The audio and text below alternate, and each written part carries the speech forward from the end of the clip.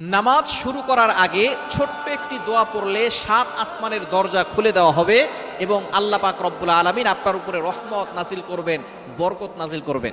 এমন একটি দোয়া আছে যেই বাক্যগুলো খুবই সহজ এবং উচ্চারণ করাও সহজ, এবং আপনি আমল করলে একবার বলার সাথে সাথে নবীজি সাল্লাল্লাহু আলাইহি সাল্লাম জানিয়ে দিয়েছেন তার জন্য আসমানের 7টি দরজায় খুলে দেওয়া হয়।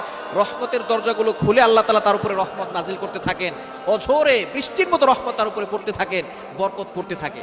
সুতরাং আমরা নামাজ শুরু করার আগে এই দোয়াটা একবার পড়ে নিব। নবীজি সাল্লাল্লাহু আলাইহি সাল্লাম জানিয়ে দিয়েছেন, একবার নবীজি সাল্লাল্লাহু আলাইহি সাল্লাম মসজিদ নববীতে এমন সময় এক সাহাবী এই বাক্যটা পাঠ করেছে। নবীজি সাল্লাল্লাহু আলাইহি সাল্লাম নামাজ শেষ করে বললেন, কে এই বাক্য পাঠ করেছো? কেউ কোনো কথা বলে না। তখন এক সাহাবী নবী সাল্লাল্লাহু আলাইহি সাল্লাম অভয় দিলেন যে কোনো ভয় নাই, বলো।